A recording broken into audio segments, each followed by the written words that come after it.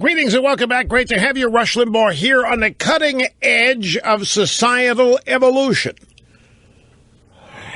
And as always, coming to you from the Limbaugh Institute for Advanced Conservative Studies, the telephone number, 800-282-2882. And if you want to send an email, we see them. Check them every break. lrushbo at eibnet.com. Now, the bottom line is this. On this whole business, I keep struggling to find different ways of making the point, because obviously I'm trying to be persuasive on this. If you go back in the late 70s and early, Snerdley, you'll remember this because you lived in New York, New Jersey at this time. Back in the late 70s and early 80s, there were constant gay demonstrations, gay rights demonstrations in the West Village in New York City. And they always chanted, "What do we want? Just to be left alone." And that's undergone a major transformation. Now it's not about being left alone. Now it's about being accepted. And if the acceptance is not forthcoming, then there is going to be force attempted.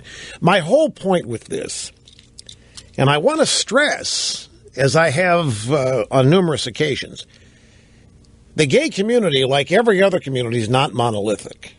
You have, in the gay community, all kinds of gay people are apolitical. They don't care about politics. They're not involved. They're certainly not activists, just like you have in any other group. But you also have, as is the case in every other group, some dyed-in-the-wool activists. Now, when it comes to militant gay activists, they're almost all leftists. And gay rights is not what this is about anymore. It's gone way beyond that. This is about an all-out assault on essentially religion, but it's also an assault on majority, the majority or any majority, numerical majority or any other kind. And it's about a quest to secure power from this majority. And I'm sure that many of the militant gay activists, just like any of the other civil rights activists you find on the left, are kind of stunned at how easy their task has been. They're not finding a whole lot of resistance. When they do encounter resistance, particularly if it's identified as Republican Party, there's almost an immediate cave to any anger or outrage expressed by it. But the best way to illustrate this is, like in Indiana, and this whole business of a wedding cake, or in Denver, a wedding cake or wedding pictures. The fact of the matter is that any gay couple, married or otherwise, doesn't matter, any gay couple, well, since marriage is what the objection is to, let's focus on that. A gay couple anywhere in Indiana, probably wanting to get married, or anywhere in New Mexico, or anywhere in Colorado or California, can find somebody to bake them a cake. Now, the impression that is desired is that they can't. They want to create the picture that there's so much bigotry and so much discrimination, so much anti-gay bias, so much homophobia, that they can't even get a cake baked for a wedding. And all they do is love each other. I mean, what the hell? But there's clearly any number of places they could go to get a cake baked. What they do is target for a place that specifically will not. And by the way, it's a militant activist couple that would push this envelope. It's all politics, folks. It's a pure political issue that is about making, forcing, intimidating, threatening, whatever, the current majorities to cave. And that has a political objective to it. Now, it's all shrouded in the quest for fairness and the quest for equality and the quest for social justice. But there are any number of people in this country who need a product or service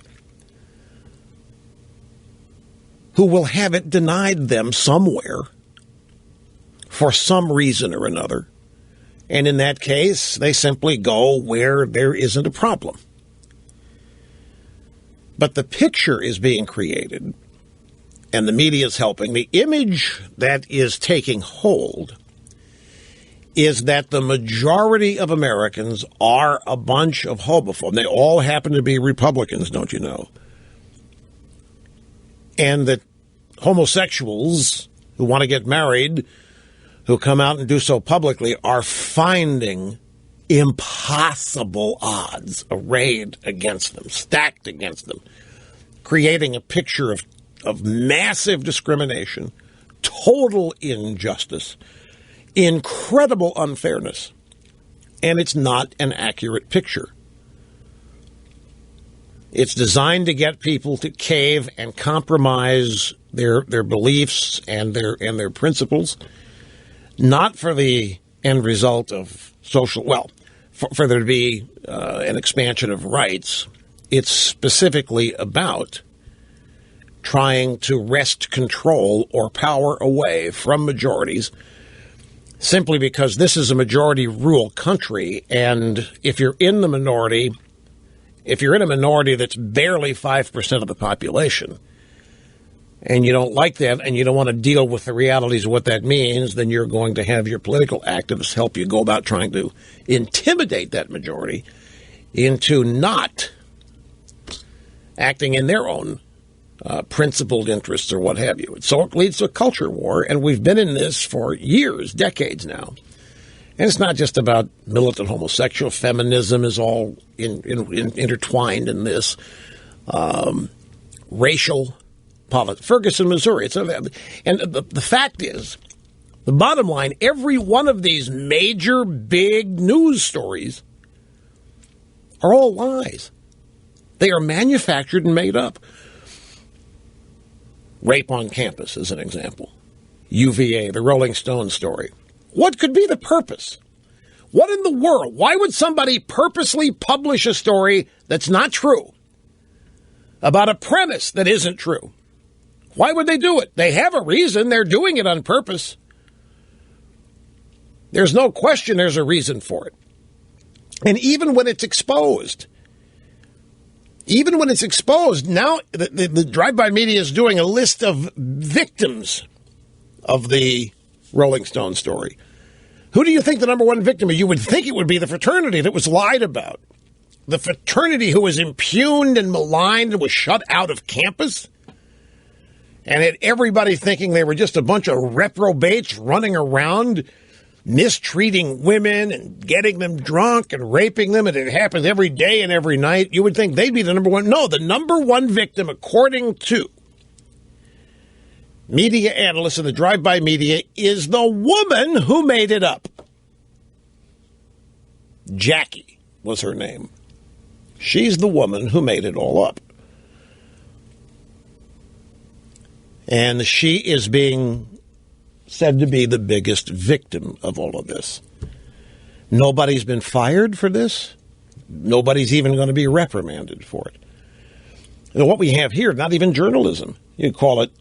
Look, all it is the daily journalism has become the daily march of the Democrat Party agenda, which is the leftist agenda. That's all media is today, and probably has been for a long time. Now they just make no bones about it. So the answer to all this, I mean, the real point of all this, how do you stop it?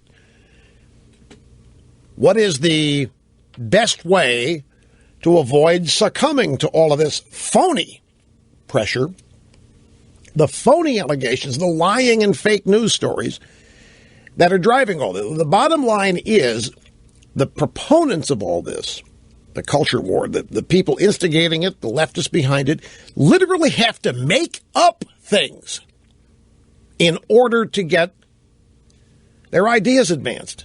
They cannot live in the world of reality because their claims are not true for the most part.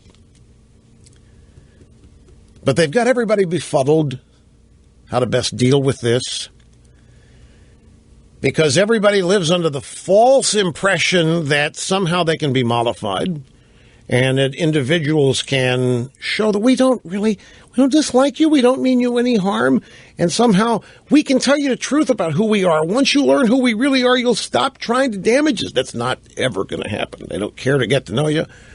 They already do. They don't like you as you are, pure and simple, because they've concocted notions that you want to deny them left and right, this kind of thing. It's a deeply, what's the word? It is a deeply woven web of deceit here. And most people are uncomfortable being involved in it at all and always seek what they think will be the easiest way out, which to many people is acquiescence. Just caving in and thinking that that'll be the end of it, and it never is.